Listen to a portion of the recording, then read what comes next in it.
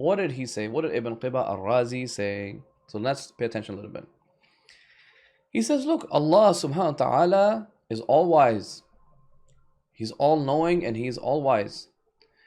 And whenever He legislates a law, the law is for our benefit.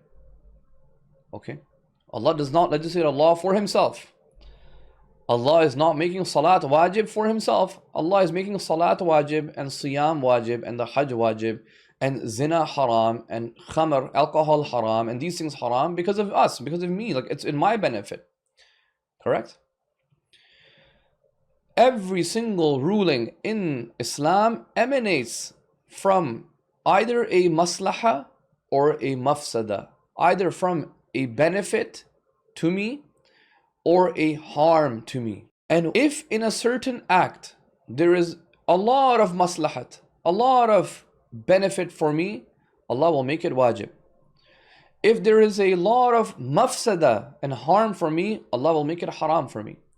If there is maslaha, benefit, but maybe not severe intensity, little bit intensity, Allah will make it mustahab. If there is harm for me, but it's not that severe, little bit maybe harm, Allah will make it makruh. And if there is no benefit, no harm, nothing is equal, Allah will make it mubah. That will be the hukm. So look how all the 5 ahkam, wujub, hurma, kiraha, istihbab, and ibaha. So makruh and mustahab and mubah, all those 3 as well.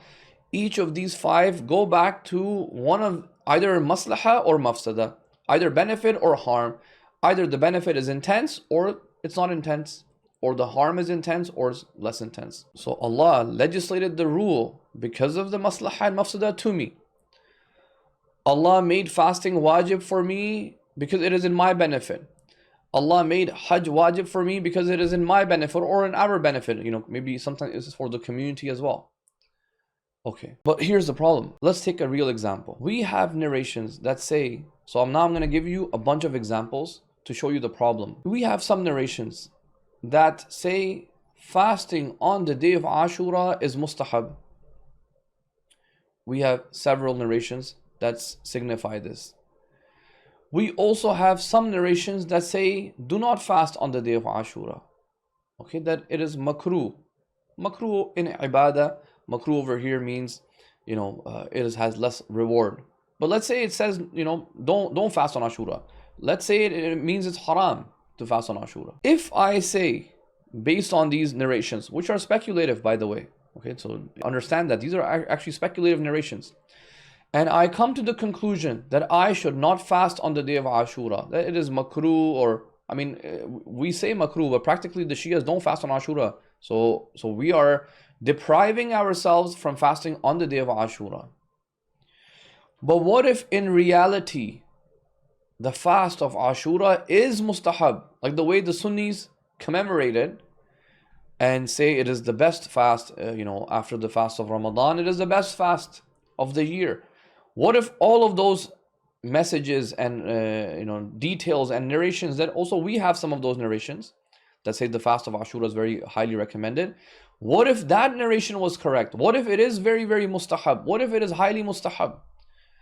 But I went with the other understanding based on the speculative reports that I had, using my speculative methodologies, and I concluded that actually the fast is makruh, and I will deprive myself from fasting.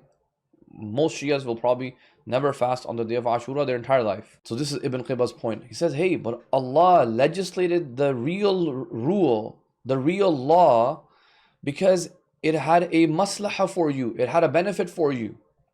So if in reality the fast is highly recommended, it means it had a benefit for you. But you ended up concluding that it is makruh. Makruh means that it has harm for you. So you're telling me Allah has an actual law that said it is mustahab for you to fast because it has a benefit, and then yet He still allows you to act on a ruling which says it has harm for you. This is a contradiction. This is a contradiction. Why would Allah allow for you to deprive yourself of the benefit that He knows that exists in reality? for some speculative piece of information that you got, and you're assuming that it is makruh for me.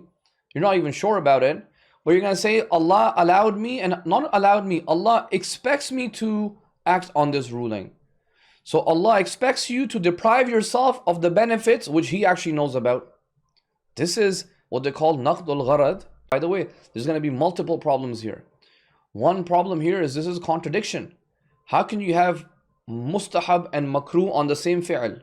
Okay, you can't have one fast that's makruh and mustahab at the same time. This one the ulama will solve very easily. They'll say, hey, look, one is hukum waqi'i, one is hukum zahiri. So there's no contradiction per se in that sense.